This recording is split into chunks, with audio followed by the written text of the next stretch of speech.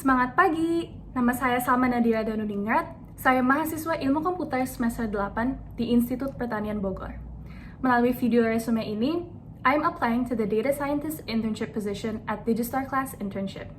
Sebagai mahasiswa tingkat terakhir, kesibukan saya saat ini adalah banyak membaca novel dan buku, banyak jogging di CFD, menghabiskan waktu bersama keluarga, dan yang terutama adalah menyusun skripsi yang berjudul Analisis Framing Media Berita Indonesia terhadap Genosida Palestina menggunakan Latent Dirichlet Allocation atau LDA dan Deep Learning.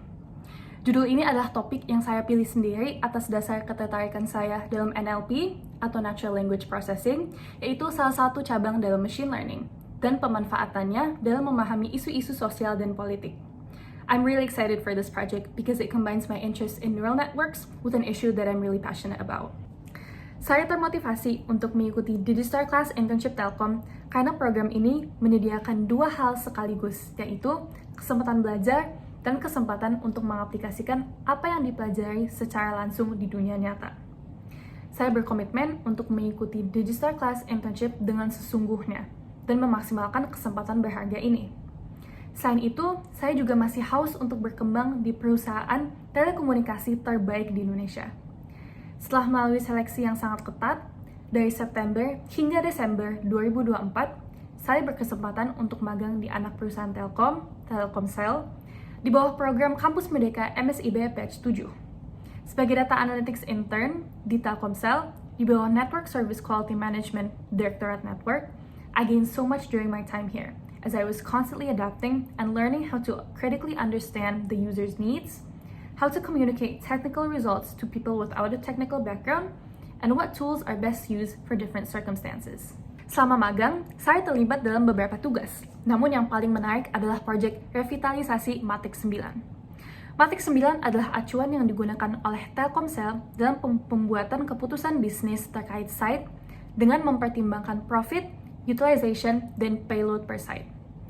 Dalam proyek ini, saya diberi kesempatan untuk mencari solusi yang optimal bersama tim saya, yaitu solusi yang achievable baik dari segi optimisasi network maupun profitability.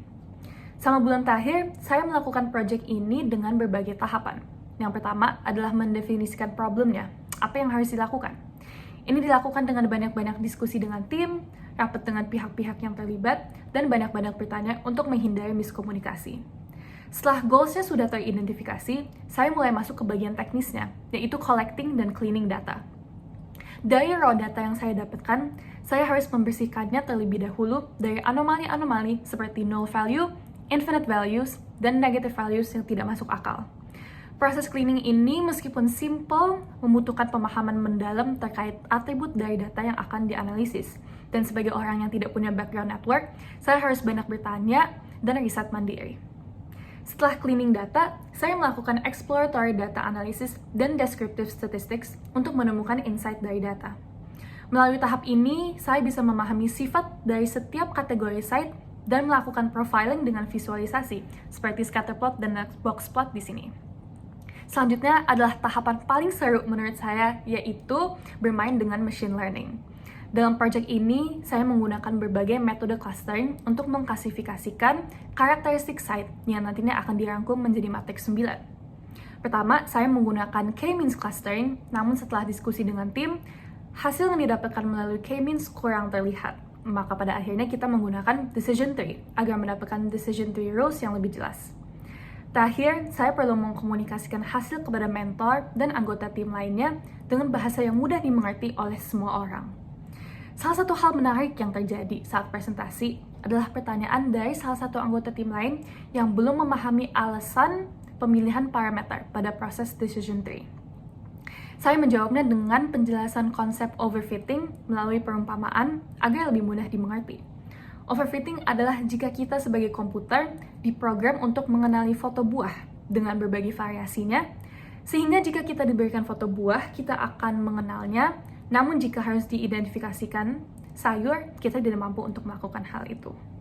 Selama saya magang dalam proyek-proyek sebelumnya, saya mampu menggunakan beberapa tools untuk keperluan data science dan data analysis.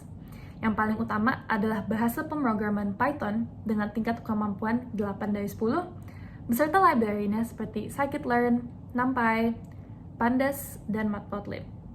Saya juga menggunakan IDE Visual Studio Code dan beberapa tools tambahan seperti Tableau dengan tingkat pemahaman 7-10, Excel 9/10, Figma 6/10, dan TensorFlow 6/10. And that's all about me. I'm looking forward to the opportunity of being a part of Telkom through the Digistart Class internship. Semoga Telkom maupun kami sebagai applicants mendapatkan hasil yang terbaik selama proses seleksinya. Mohon maaf atas segala kekurangannya dan semangat pagi, pagi, pagi, pagi.